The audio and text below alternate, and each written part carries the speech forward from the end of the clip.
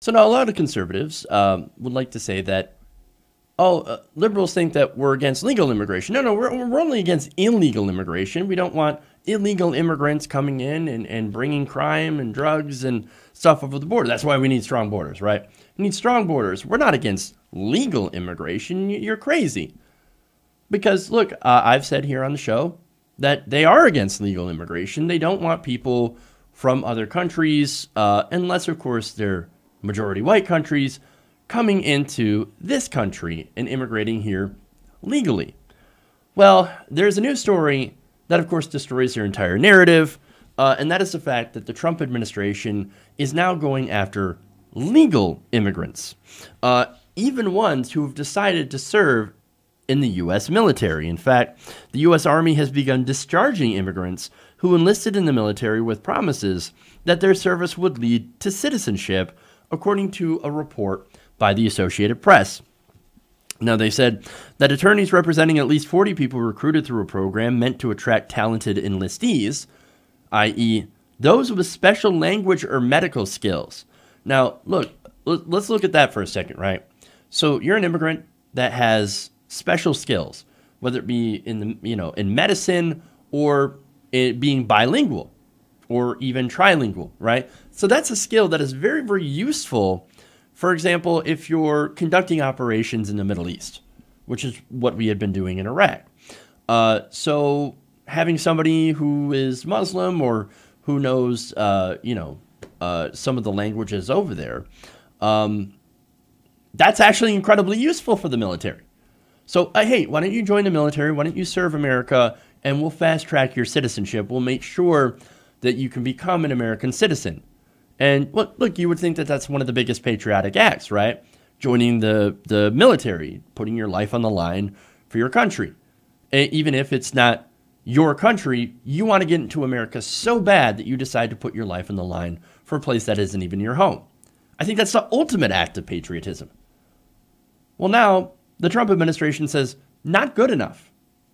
We don't actually want you. Now, these attorneys said that their clients have been discharged or had their military status put into doubt in recent days. Some had told the Associated Press that they were given no reason why the discharges took place, while others said personal links to relatives living abroad led them to be labeled as security risks. So now, people that we accepted into the military and promised them, don't worry, you serve this country and you're going to actually get to be a citizen of this country, are now being let go. Oh, no, your family, you're a security risk because you have relatives living abroad. For example, you've got relatives living in Iraq or you've got relatives in Syria. Well, it doesn't matter. It doesn't make me any less willing to serve this country. No, the Trump administration says, we don't care. You're dangerous. We think you're dangerous. We think you're a security risk. Now, the AP could not confirm how many people had been discharged so far, and both the Pentagon and the Army declined to comment to the AP. Now, look, before this, the military had allowed for skilled immigrants with legal status, by the way. So these are DACA recipients. These aren't exactly people who are undocumented immigrants coming in here and saying, oh, I'm going to join the military so I can be a status, or so I can be a citizen. No, these are people with DACA status who decide they want to serve in the military. These are legal immigrants that want to become American citizens. They want to fast track their citizenship. And they enlisted under the Military Accessions Vital to National Interest Program. It's also known as MAVNI, and gained what President George W. Bush called expedited naturalization. This was a George W. Bush program. Even the Bush administration, which was horrible in so many different instances, was better on immigration and making sure that people actually had a pathway to citizenship through military service, right? Now, many of them were recruited to fill posts requiring medical expertise, including Army Reserve dentists or specific language skills, including Russian and Mandarin. The AP noted that about 10,000 people are currently serving under the program, and that in order to gain citizenship, enlistees must be honorably discharged. Now, some of the lawyers had told the Associated Press that the recruits removed from the Army were given neither an honorable nor dishonorable designation, but rather something called an uncharacterized discharge, meaning that, sorry, you can't continue with this program. You've been discharged from the military without honor or without dishonor. Basically, it means they didn't do anything wrong while they were in the military. I've known people who have gotten dishonorable discharges. And so, and then people that have been, discharged with honor. You usually have to do something fairly bad to get dishonorably discharged. So, of course, they couldn't do that because they didn't do anything wrong. But God forbid, we allow people to gain citizenship here in America. So, got to give them a uncharacterized discharge. Now, one of them, I'm going to give the example here of somebody who had that happen to him. Louis Calixto. Now, he had filed suit in the U.S. District Court for the District of Columbia, saying that he had served for more than 2 years before he was kicked out after recently earning a promotion in rank. Well, again, you have to do a good job in order to get promoted in the military. So you can't be doing a bad job. Nonetheless, oh, you're an immigrant. We don't actually want you here. We don't care, so we're just going to kick you out. And we're going to give you an uncharacterized discharge so that you'll never become an American citizen through military service.